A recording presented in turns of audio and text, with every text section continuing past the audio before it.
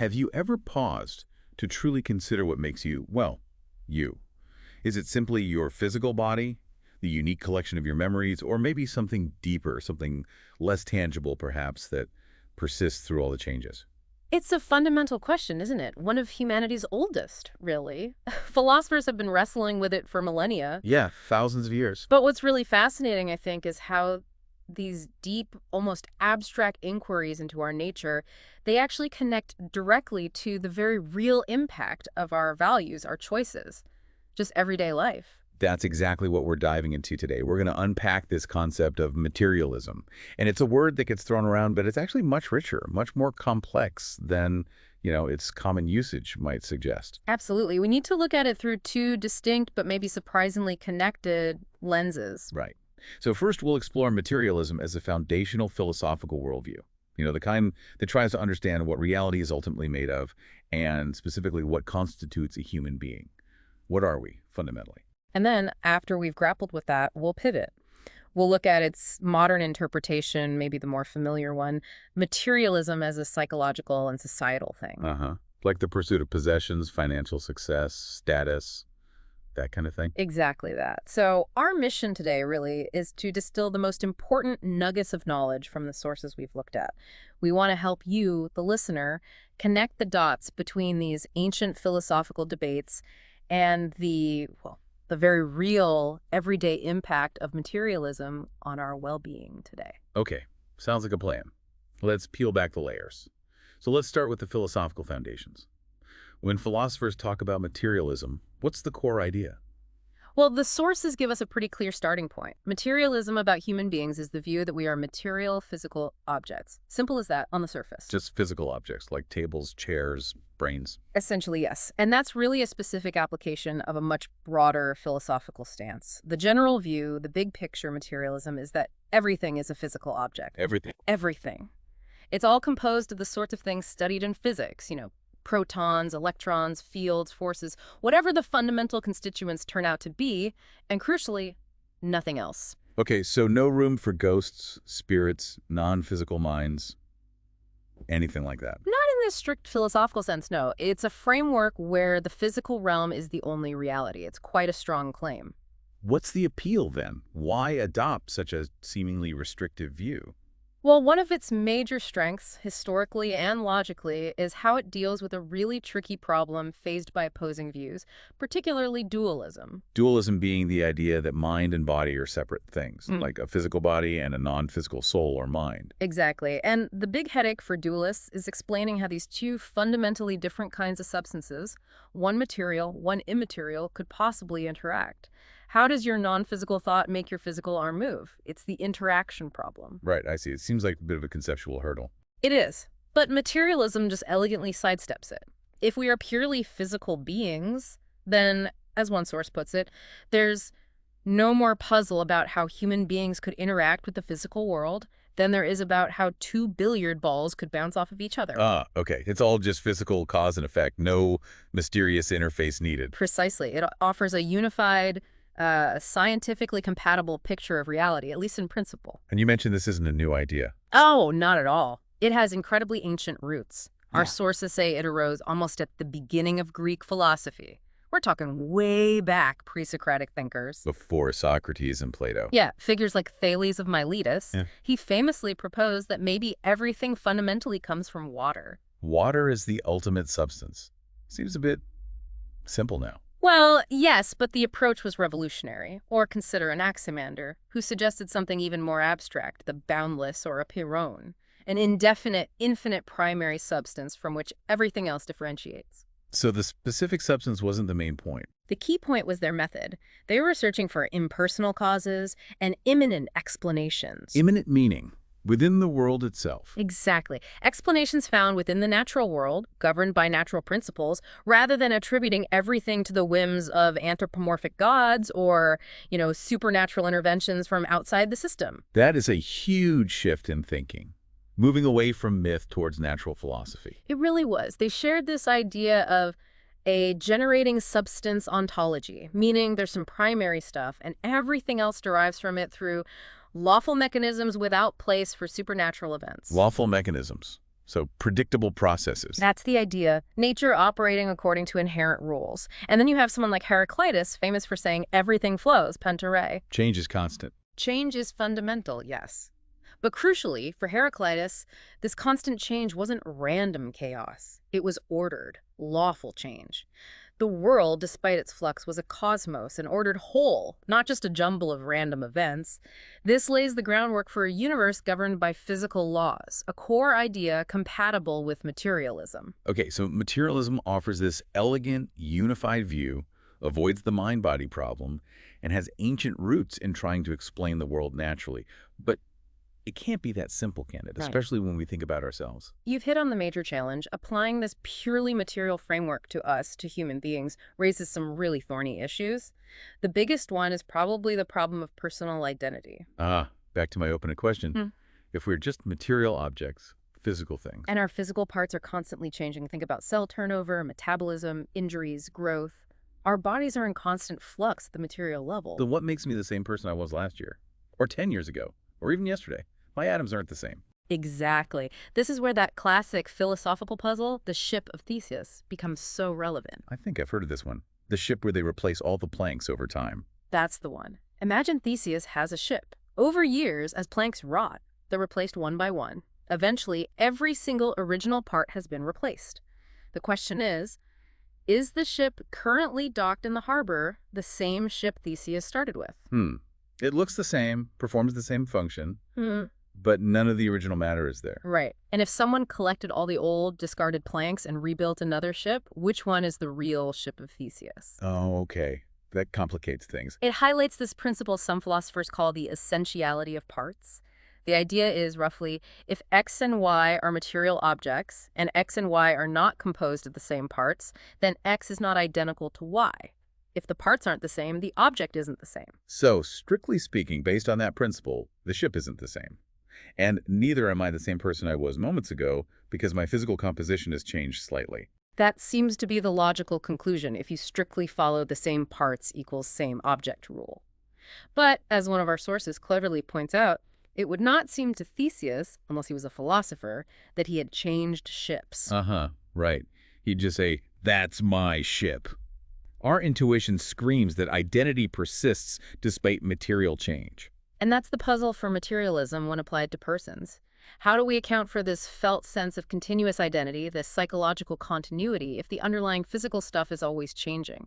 So, how did materialist philosophers try to solve this? Well, one very influential approach came from John Locke. Though he wasn't strictly a materialist himself, his idea was picked up by many. He proposed the memory theory of personal identity. Memory. So identity is tied to what I remember. Essentially, yes. Locke's criterion was something like, if X and Y are persons, then X, Y, if and only if X has memories of Y, or vice versa. Identity is constituted by consciousness, specifically memory, extending backward in time. So I am the same person as the child in that old photo because I remember experiences from that time, or at least experiences connected in a chain to that time. That's the core idea. It shifts the basis of identity away from the material body or some unchanging immaterial soul and focuses instead on this continuity of consciousness. That sounds plausible. It feels right somehow. Memory seems central to who I am. It does have a strong intuitive appeal, but, and this is where philosophy gets really fun, it wasn't long before someone found a potential flaw in the logic. Thomas Reid, a contemporary of Locke, came up with a brilliant counter-argument. Okay, let's hear it. Reid used a thought experiment, a kind of reductio ad absurdum, to show that Locke's memory theory, if applied strictly, could lead to a logical contradiction. A contradiction? How? Imagine an old general. Let's call him C. He clearly remembers his actions as a brave young officer. Let's call him B. According to Locke's theory, because C remembers B's experiences, C is identical to B. C equals B. Okay, makes sense so far. Now, imagine that the brave young officer B clearly remembered being flogged for stealing apples as a boy. Let's call him A. So according to Locke, B is identical to A. B, E, A. Right. Officer equals boy. Now, basic logic tells us that identity is transitive. If C is B and B is A, then C must be A. The general must be identical to the boy. Seems logical. C, B, B is A, therefore C is A. But here's Reid's twist. Suppose the old general C has absolutely no memory whatsoever of being flogged as a boy A. The memory link is broken. According to Locke's theory specifically, the idea that a lack of memory implies non-identity, the general C, is not identical to the boy A, CA. Huh? So now we have CA from transitivity and CA from the lack of direct memory. That is a contradiction. Exactly. Reed's argument brilliantly highlights a problem, not necessarily with the idea that memory guarantees identity. If you remember doing it, you were the person who did it. But with the flip side, the memory requirement, the idea that if you don't remember, you can't be the same person. So Locke's theory might be too strict on the memory part. That's what Reed suggested. And the response from those who want to salvage a memory-based account for materialism is often to modify the requirement Oh. by introducing the idea of an indirect memory relation. The general might not directly remember being the boy, but he remembers being the officer, and the officer remembers being the boy. There's a chain of overlapping memories connecting C to A, even without a direct link. Okay, like links in a chain. C is linked to B, B is linked to A, so the chain holds C and A together, even if C can't directly see A anymore. Precisely. It requires continuity through intermediate stages. So this modified memory requirement suggests that as long as there's some chain of psychological connections overlapping memories, perhaps intentions carrying over, beliefs persisting for a while, then identity is preserved over time. So what does this whole debate mean for philosophical materialism? It shows that even if you start with the idea that we are just physical objects, defining personal identity over time forces you to engage with psychological continuity. A purely same body, same person view runs into trouble with the ship of Theseus problem. A purely same memories, same person view runs into trouble with Reed's general. So the most promising path for a materialist seems to be Well, a combination. perhaps. Or at least a view where psychological continuity, understood perhaps through this modified chained memory idea, is what constitutes personal identity, even though that continuity itself must be physically realized in the brain. It suggests that a sophisticated materialism needs a robust psychological theory to account for who we are. It's fascinating how these philosophical layers build on each other. Okay, so materialism isn't just about stuff. It forces deep thought about identity and consciousness. How did this philosophical view evolve alongside science? You mentioned the idea of a reign of law. Right. For a significant period, especially emerging strongly in the 17th and 18th centuries, philosophical materialism became closely linked with scientific determinism. The idea was that the physical world operates according to strict, unbreakable laws. Like clockwork. Exactly like clockwork. If everything is physical, and the physical world follows deterministic laws, then everything that happens, including human actions, must be predetermined by prior physical causes. So free will goes out the window. In the strict deterministic view, yes. The thinking was, as one source puts it, physics may still be unable to tell us anything about a man's thoughts, but it will be able to predict all that he will say and do. Your actions are just complex physical events unfolding according to law. Wow, that's a strong claim. Where did that come from? It had roots in the mechanistic philosophy following Descartes' Cartesianism. Although Descartes himself tried to carve out space for a non-material mind and free will, many who followed him took the mechanical aspects of his physics and applied them universally. Thinkers like Julien Offray de la Mettrie, who famously wrote the book L'Homme Machine. Man a machine. Doesn't leave much room for interpretation. Not really. He explicitly derived his thoroughgoing materialism from this mechanistic view of the natural world, extending it to human beings entirely. But has science actually borne out this strict clockwork view of the universe? Especially modern physics. That's where things get incredibly interesting. Modern physics, particularly in the 20th century, has thrown some serious curveballs at these older, classical materialist and determinist notions. How so? Well, first, consider Einstein's theory of relativity. One of our sources makes a striking point.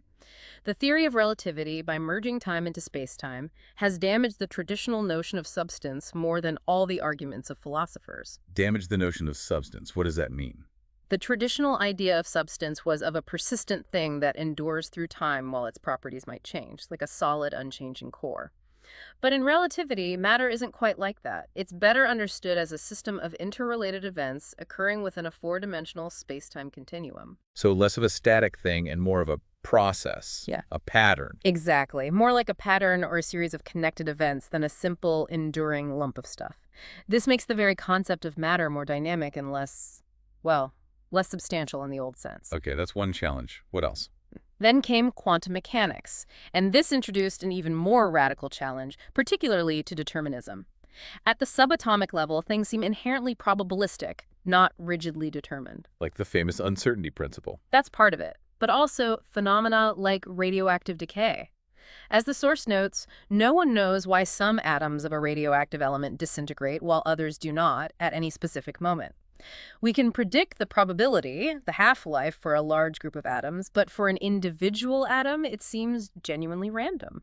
So we can't predict precisely when one specific atom will decay. According to standard quantum mechanics, no. There's no hidden variable determining it. It's intrinsically probabilistic. And if the fundamental constituents of matter behave probabilistically, Then maybe the whole universe isn't a perfect clockwork machine after all. that's the implication. It led Bertrand Russell, who wrote one of our source texts, to conclude that even within the pure physics of inorganic matter, the reign of law cannot be asserted to be indubitably universal. Determinism, at least in its strictest form, seems questionable even at the purely physical level. So modern physics has actually made the nature of matter and physical law more complex and maybe even less materialistic in the old-fashioned sense. In a way, yes. It's forced a rethink of what physical even means. It doesn't necessarily refute materialism.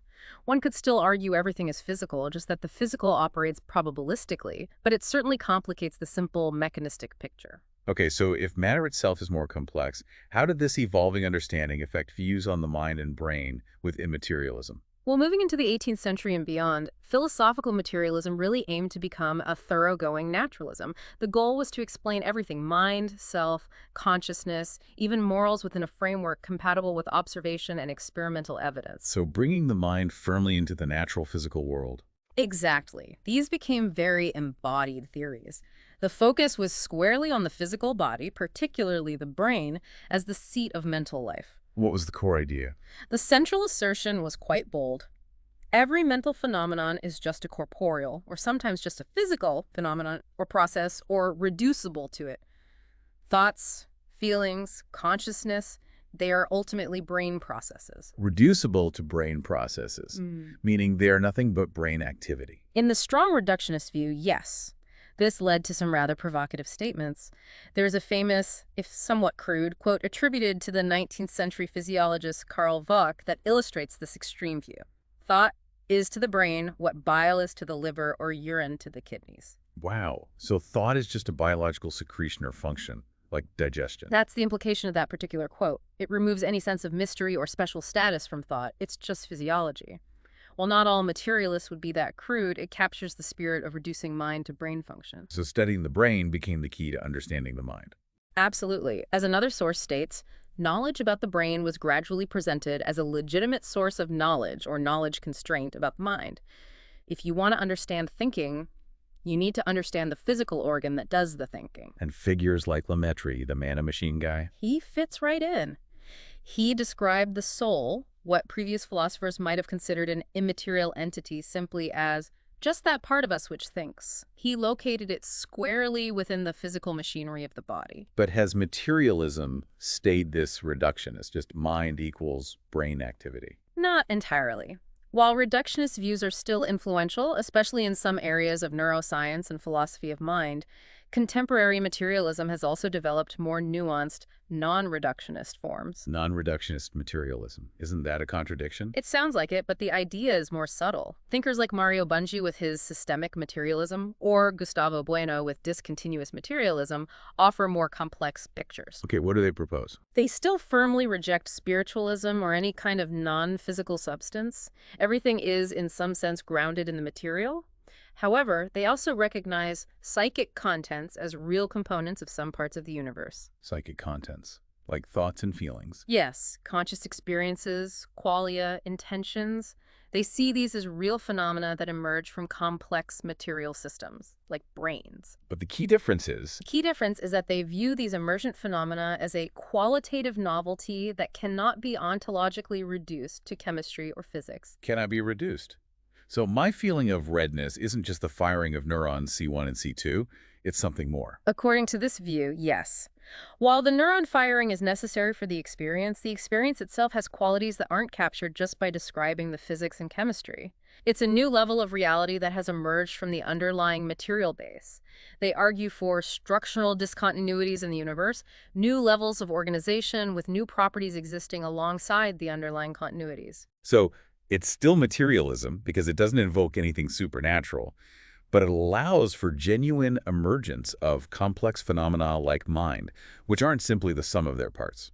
That's a good way to put it. It's an attempt to be materialist without being crudely reductionist, acknowledging the richness and complexity of reality, especially biological and psychological reality. That's a really important evolution of the idea.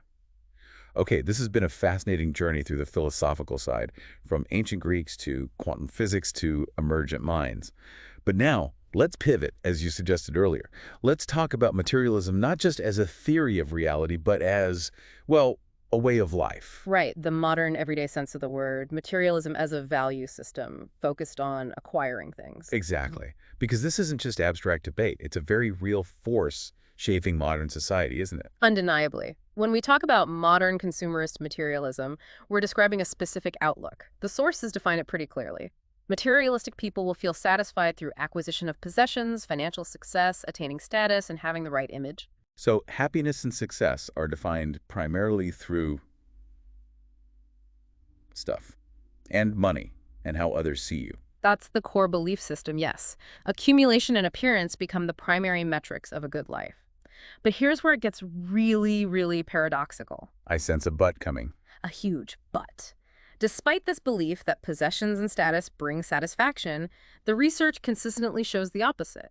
This value system is negatively correlated with well-being. Negatively correlated, meaning the more materialistic someone is, the less happy they tend to be. Precisely. Even though they believe that their life goals will be achieved through materialism, the empirical evidence points the other way. Studies consistently find that life satisfaction, happiness, vitality, and self-actualization will be scored lower if people more prioritized values and goals for money and possessions in life. That is a massive disconnect. People are chasing something they believe will make them happy, and it's actively making them unhappier. It appears so. It's one of the most robust findings in well-being research. So why? Why do people fall into this trap if it's counterproductive to happiness? What drives this kind of materialism? The sources suggest a mix of internal and external factors are at play. Internally, it can be linked to things like insecurity or seeking validation externally. Sometimes it involves pursuing self-enhancement values. Self-enhancement, like wanting to feel superior. Yeah, values associated with social power, dominance over others, displaying wealth, seeking authority and influence. It can sometimes manifest in less positive social behaviors, too. One source rather bluntly states materialistic people hardly care about anyone but themselves and frequently tend to exploit and trample people through inappropriate ways. That sounds quite harsh. Is it always that extreme? Probably not always that extreme, but it points to a potential dark side where the focus on acquisition overshadows interpersonal values. And remember that core paradox. As one's level of materialism increases by 1 unit, their satisfaction decreases. It seems like a fundamentally unsatisfying pursuit internally. A constant chase for something that never quite delivers. Okay, so those are some internal drivers. What about external pressures? Oh, the external factors are incredibly powerful.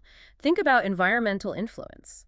One source gives the example of an immigrant moving to a big capital city. Okay. They observe the lifestyles of others, the cars, the clothes, the gadgets, and see people who appear satisfied and successful through these things. Gradually, influenced by this environment, they might adopt similar values and behaviors themselves. So just absorbing it from the surroundings. Almost, yes. The source likens it to a form of Pavlovian classical conditioning. You see the stimulus of consumption apparently linked to the reward of status or happiness in others, and you learn to associate them yourself. That makes sense.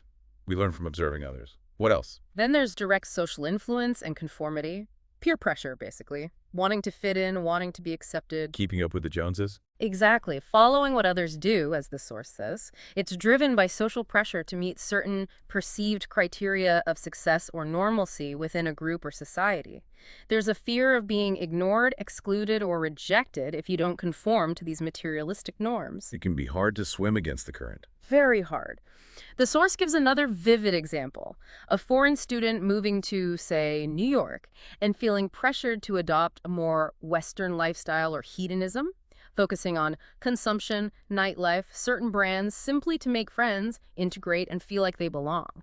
It becomes a survival mechanism almost. Wow. So the social environment actively shapes these values. Definitely. And closely related to this is the broader culture of the hedonist lifestyle that often intertwines with consumerism. Hedonism meaning the pursuit of pleasure. Yes, but specifically how modern consumer culture often equates pleasure directly with acquiring things. Buying something new gives a little dopamine hit, a temporary feeling of excitement or satisfaction. Retail therapy. You could call it that. But the danger, as our sources warn, is that materialistic pleasure tends to become uncontrollable hunger. It is no longer a motivation nor relief. That initial thrill fades quickly, and you need a bigger, better purchase next time to get the same feeling. Like a treadmill you can't get off. Precisely. It becomes an addiction cycle rather than genuine, lasting pleasure. And the research suggests both materialism and this kind of acquisitive hedonism have a significant negative effect upon mental health. So we're surrounded by environmental cues, social pressures, and a culture linking buying to pleasure, all pushing toward materialism, even though it seems to undermine well-being. It creates a powerful confluence of factors. This really brings us back to that paradox of pursuit. Hmm. People chasing status even when it hurts them. Yes, there's a quote in our sources from a consumer advocacy group CEO that really nails it. Appearances have become more important than substance. People value the image over the reality. It seems so. People pursue to pay a high price for choosing status over their needs. The example given is someone buying a ridiculously expensive car they can't really afford, stretching their finances to the breaking point, purely for the status symbol it represents. The appearance of wealth is prioritized over actual financial security or meeting basic needs comfortably. That seems fundamentally irrational from a well-being perspective. From a pure well-being standpoint, perhaps. But it makes sense if the primary goal has shifted to status signaling and social comparison. The source suggests this kind of materialism often arises from human lusts, perhaps for status, for novelty, for envy, and leads inevitably to dissatisfaction because, fundamentally, humans will never be satisfied through these external means alone. There's always someone with more, always a newer model. So if that path doesn't lead to happiness, what does? Do the sources offer any alternatives? They hint at it. Instead of chasing external validation through possessions, true happiness might come from simpler, more intrinsic sources. One proverb cited contrasts the emptiness of materialism with the simple joy of visiting one's mother. Connection over consumption. Exactly. Or, drawing on positive psychology, finding fulfillment through building and using your signature strengths, focusing on what you're good at, what engages you, contributing something meaningful. These intrinsic pursuits tend to correlate much more strongly with lasting well-being than the accumulation of stuff. It challenges us to really think about where we're putting our energy and what we truly value. It absolutely does. Okay, wow. We've covered a lot of ground today. We've taken this really comprehensive deep dive into materialism, haven't we? We really have. From its most ancient philosophical roots, grappling with the nature of reality itself, what is everything made of? What makes me me? Right, exploring the ideas of the pre-Socratics, the challenges like the ship of Theseus, Locke's memory theory, Reid's counter-argument. It's fascinating how they tried to pin down identity. And then tracing how materialism interacted with science, the initial link with determinism, the reign of law, Lemaitrie's man-a-machine. Only to be complicated by modern physics. Relativity and quantum mechanics showing that matter itself is maybe weirder and less predictable than we thought. Which led to more nuanced views like embodied or even non-reductionist materialism, trying to account for the richness of mind and consciousness without resorting to non-physical explanations. And then we shifted gears completely, looking at materialism not as metaphysics, but as a modern value system, the drive for acquisition, status, the right image. And uncovering that stark paradox, the very pursuit that promises happiness seems experimentally linked to lower well-being, lower life satisfaction, less vitality. Driven by internal factors like self-enhancement, but also powerful external forces, environmental influence, social conformity, the hedonistic messages of consumer culture. Leading to situations where appearance trumps substance and the chase itself becomes an unsatisfying hunger. So tying it all together, what does all of this mean for you listening right now? Well, perhaps it suggests that this age-old human struggle, the one the Greek philosophers started, the struggle to define what's truly real and what makes us fundamentally us. Maybe that struggle continues today, not just in academic journals, but right here, in the everyday choices we made, the values we hold, what we prioritize in our own lives. That's a powerful thought. Could it be? Could it be that our modern, often relentless pursuit of external material happiness is, in some strange way, a distorted echo of those ancient philosophical quests for ultimate reality, for substance, for what truly is? It's an intriguing connection to consider, isn't it? A search for solidity and meaning in the tangible, perhaps. Yet, ironically, maybe that specific search, when focused solely on accumulating things, often leads us further away from the very things that truly sustain us connection, meaning using our strengths, psychological well-being. It leaves us with a crucial question to reflect on. So as you go about your day, maybe take a moment to think about what truly defines your sense of being and perhaps more importantly, your sense of well-being. Is it found primarily in what you accumulate in the external markers? Or is it rooted somewhere else entirely? Something to ponder.